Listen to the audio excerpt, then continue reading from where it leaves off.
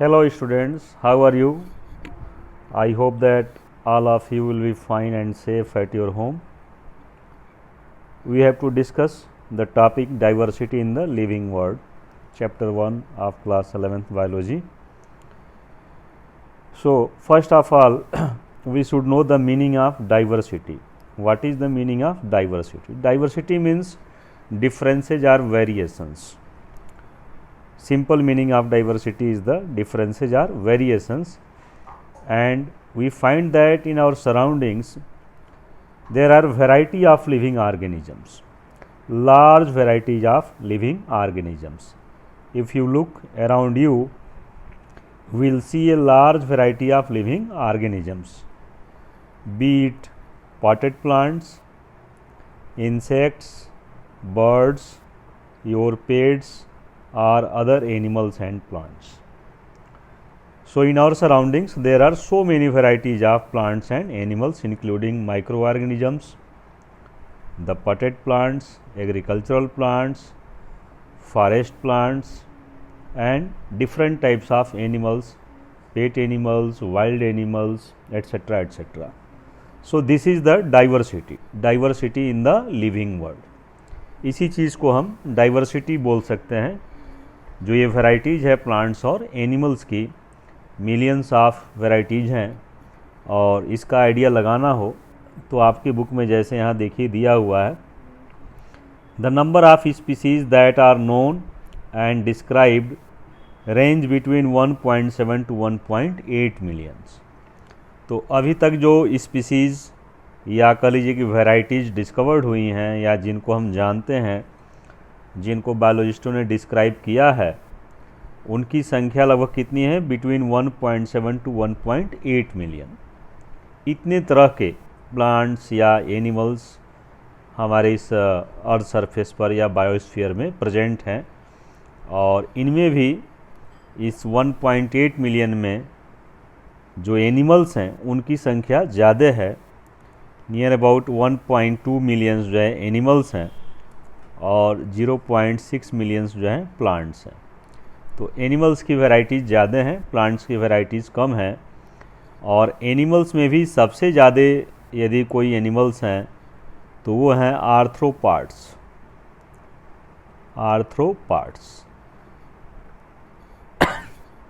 आप class 9th में classification पढ़ चुके होंगे और यहाँ भी आप क्लासिफिकेशन पढ़ेंगे। तो एनिमल क्लासिफिकेशन में आपको एक फाइलम आर्थ्रोपोडा बताया गया होगा। उस ग्रुप में या फाइलम में ऐसे एनिमल्स को प्लेस किया गया है जिनके ज्वाइंटेड लेग्स होते हैं। और आर्थ्रोपोडा में फिर कुछ क्लासेज आप हो सकता है पढ़े हों 9th में, उसमें क्लास है इंसेक्टा। तो सबसे ज़्यादा इंसेक्ट्स जो है प्रेजेंट हैं, और टोटल कहें तो आर्थ्रोपॉड्स जो है सबसे ज़्यादा हैं संख्या में इस अर्थ पर। तो इसी चीज़ को टर्म दिया गया, दिस रिफर्स टू बायोडाइवर्सिटी। ये जो वैराइटीज़ हैं प्लांट्स और एनिमल्स के, और मिलियंस की संख्या में जो वैराइटीज़ हैं, इन्हीं के लिए एक टर्म दिया गया biodiversity. This refers to biodiversity or the number and types of organisms present on earth. So I think that the meaning of biodiversity is clear. Simple, you should remember that there are large varieties of plants and animals in our surroundings, including microorganisms. This is termed as or referred as biodiversity. इसी चीज़ को हम biodiversity बोलते हैं। Bio means living, diversity means differences, variations। तो जो living things हैं उनमें बहुत सारे डिफरेंसेज एंड वेरिएशंस हैं, और उसी के लिए हम एक सिंगल टर्म देते हैं बायोडाइवर्सिटी। तो अभी जैसा आप देखें कि millions of plants and animals हैं। As stated earlier, there are millions of plants and animals in the world. We know the plants and animals in our own area by their local names. अब एक problem क्या आता है कि जो ये varieties हैं प्लांट्स और एनिमल्स की, इनको जब हम देखते हैं तो इनका एक लोकल नेम होता है। और लोकल नेम में क्या प्रॉब्लम है कि सेम प्लांट या एनिमल के लिए यदि इंडिया में या इंडिया के किसी स्टेट में या प्लेस पर लोकल नेम कुछ और है, तो उसी प्लांट या एनिमल के लिए किसी दूसरे कंट्री में या इंडिया में ही किसी दूसरे स्टेट में लोकल नेम हो सकता है कुछ और हो, डिफरेंट हो। तो इस कारण से उनको आइडेंटिफाई करने में प्रॉब्लम होता है। तो एक नीड पड़ी, आवश्यकता पड़ी कि क्यों न एक ऐसा नेम दिया जाए जो यूनिक हो और पूरे वर्ल्ड में उसी नेम से उस ऑर्गेनिज्म को आइडेंटिफाई किया जाए। These local names would vary from place to place, जैसा आपके बुक में दिया हुआ है कि लोकल नेम में क्या प्रॉब्लम है, प्लेस टू प्लेस ये चेंज होते हैं। Even with in a country, जैसा मैंने अभी कहा कि इंडिया में ही हो सकता है किसी एक स्टेट में उस प्लांट या एनिमल का कुछ और नाम हो और दूसरे स्टेट में कुछ और नाम हो। So hence there is a need to standardise the naming of living organisms such that a particular organism is known by the same name all over the world। तो फिर क्या ज़रूरत थी? ज़रूरत इस चीज़ की थी कि हम एक ऐसा नेम दें हर एक प्लांट और एनिमल को या लिविंग ऑर्गेनिज्म को कि उस नेम के द्वारा वो पूरे वर्ल्ड में जाना जा सके। उनके लिए एक स्टैंडर्ड नेम सेलेक्ट करें और उस स्टैंडर्ड नेम के द्वारा पूरे वर्ल्ड में उनको आइडेंटिफाई किया जा सके। So the process of giving a standard name to these living organisms is called nomenclature। इन लिविंग ऑर्गेनिजम्स को एक स्टैंडर्ड नेम देने का जो प्रोसेस है that is known as nomenclature। So what is nomenclature? The process of giving a standard name और scientific name to each living organism present on this earth or in this biosphere is known as nomenclature। मतलब उसका एक scientific naming करना ज़रूरी था, क्योंकि local names क्या थे, वेरी कर रहे थे, place to place local name क्या हो रहा था, चेंज हो रहा था। और उसके कारण हो सकता था कि सेम ऑर्गेनिज्म को हम अलग अलग प्लेस पर अलग अलग नाम से जानते और फिर कंफ्यूज होते। यहाँ इंडिया में पता चलता है कि उसी ऑर्गेनिज्म का नेम कुछ और है और वो जब बातचीत करता, डिस्कस करता तो दूसरे नाम से बुलाता उसको, अफ्रीका अमेरिका में किसी और नाम से बुलाते, फिर प्रॉब्लम क्रिएट होता। तो एक यूनिक नेम या एक साइंटिफिक नेम की ज़रूरत थी कि हर एक ऑर्गेनिज्म को एक साइंटिफिक नेम प्रोवाइड किया जाए और उसी नेम के द्वारा वो पूरे वर्ल्ड में आइडेंटिफाई किया जाए। Obviously nomenclature or naming is only possible when the organism is described correctly and we know to what organism the name is attached to। This is identification. तो नेमिंग कब करते हैं हम? जब हम उस ऑर्गेनिज्म को आसानी से डिस्क्राइब कर सकें, वो कैसा है, किस हैबिटेट में पाया जाता है, उसका फूड हैबिट कैसा है, उसका स्ट्रक्चर कैसा है, उसकी लाइफ साइकिल कैसे चलती है, ये सारी चीज़ें आइडेंटिफाई करना ज़रूरी था। So the next step before or we can say that the step before naming was identification. Naming के पहले जो स्टेप होना है वो क्या होना है, आइडेंटिफिकेशन होना है। जब वो आइडेंटिफाई हो जाएगा, उसको हम डिस्क्राइब कर देंगे, तब फिर उसके लिए एक नेम चूज करेंगे। So obviously nomenclature or naming is only possible when the organism is described correctly and we know to what organism the name is attached to. तो सबसे पहले तो उसको आइडेंटिफाई करना था, उसको डिस्क्राइब करना था, उसके कैरेक्टर्स को, उसके फीचर्स को, और इसके बाद फिर हमको एक नेम देना था उसको, scientific name. So first step is identification and the second is nomenclature। But these things were not so easy. ये इतने आसान नहीं था ये सब करना, इसके लिए कुछ स्टैंडर्ड्स बनाने ज़रूरी थे। साइंटिफिक नेम देने के लिए क्या प्रोसीजर होगा, आइडेंटिफाई करने के बाद जो है क्या क्या क्राइटेरिया होना चाहिए साइंटिफिक नेम देने के लिए। So in order to facilitate the study, number of scientist have established procedures to assign a scientific name to each known organism. तो बहुत सारे साइंटिस्टों ने क्या किया, कुछ प्रोसीजर बनाया, कुछ रूल बनाया कि कैसे हम किसी ऑर्गेनिज्म को एक नेम असाइन करेंगे, एक साइंटिफिक नेम असाइन करेंगे। This is acceptable to biologist all over the world. और वो भी क्या होना चाहिए, वो पूरे वर्ल्ड के बायोलॉजिस्ट के द्वारा एक्सेप्टेबल होना चाहिए। It means the procedure which will be followed to assign a scientific name to each organism that should be acceptable by all the biologists of the world. सभी के द्वारा वो acceptable होना चाहिए. For plants, scientific names are based on agreed principles and criteria which are provided in International Code for Botanical Nomenclature. तो अब इस procedure को एक डिफिनिट वे में फॉलो करने के लिए या लागू करने के लिए ज़रूरी था कि एक इंटरनेशनल लेवल पर जो है एक कोड डिसाइड किया जाए, कुछ रूल्स बनाए जाएं और प्लांट्स के नेमिंग के लिए एक ऐसा ही जो है बनाया गया international code for botanical nomenclature ICBN. तो इंटरनेशनल लेवल पर एक रूल्स बनाए गए, प्रोसीजर बनाए गए, कोड बनाए गए किसके नॉमेनक्लेचर के लिए? प्लांट्स के नॉमेनक्लेचर के लिए, for the nomenclature of plants, and that is known as international code for botanical nomenclature. In the same way, to give और to assign scientific name to animals, animal taxonomists have evolved International Code of Zoological Nomenclature ICZN. तो animals को scientific name देने के लिए ऐसे ही जो है जो टैक्सोनॉमिस्ट से या जो बायोलॉजिस्ट से एनिमल से रिलेटेड, उन्होंने international code of zoological nomenclature बनाया ICZN. So 2 types of codes were made to assign the scientific names to plants and animals. For plants, International Code for Botanical Nomenclature, and to assign the scientific name for animals, International Code of Zoological Nomenclature. तो आपको ये भी याद रखना है कि scientific name provide करने के लिए ये 2 तरह के कोड बनाए गए इंटरनेशनल लेवल पर, ताकि एक डिफिनिट वे में हम प्लांट्स और एनिमल्स का नेमिंग कर सकें, उनको एक साइंटिफिक नेम प्रोवाइड कर सकें. अब आगे क्या था? तो आइडेंटिफिकेशन हो गया, नॉमेनक्लेचर हुआ, नॉमेनक्लेचर के लिए कुछ कोड रूल्स बना दिए गए.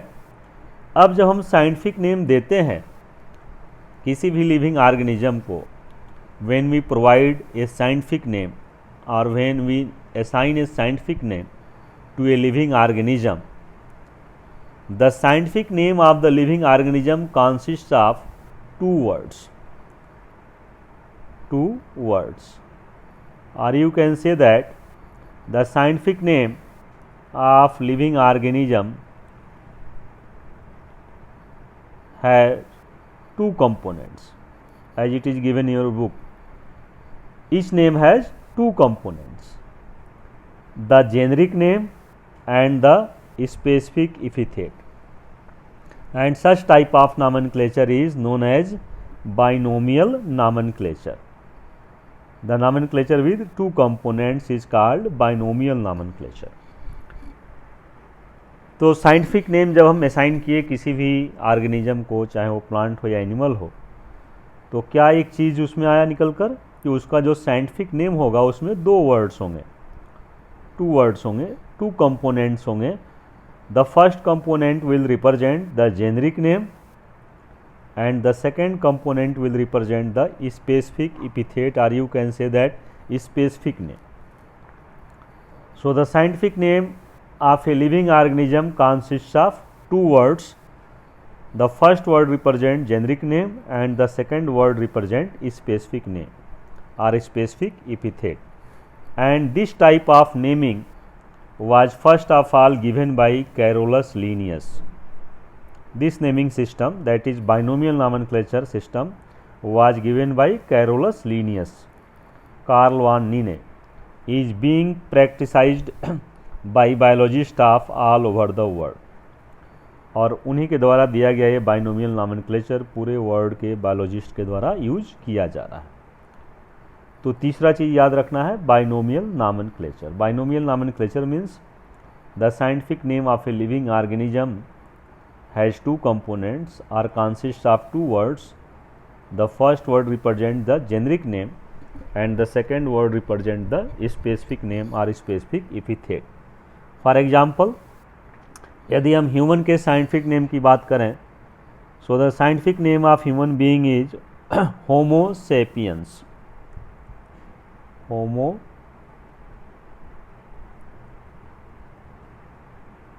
सैपियंस। तो यहाँ भी देख रहे हैं कि दो वर्ड हैं, एक होमो है एक सैपियंस है।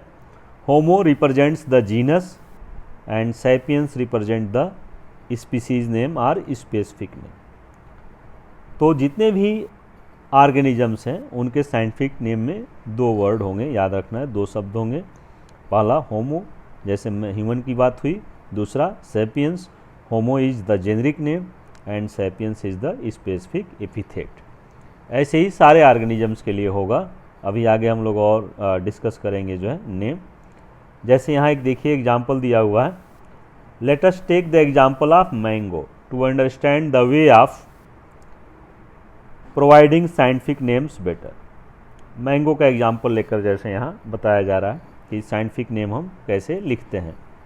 The scientific name of mango is written as Mangifera indica.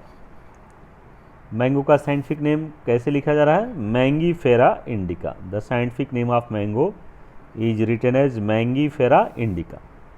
Let us see how it is a binomial name. कैसे इसको हम कह सकते हैं कि बाइनोमियल नेम है।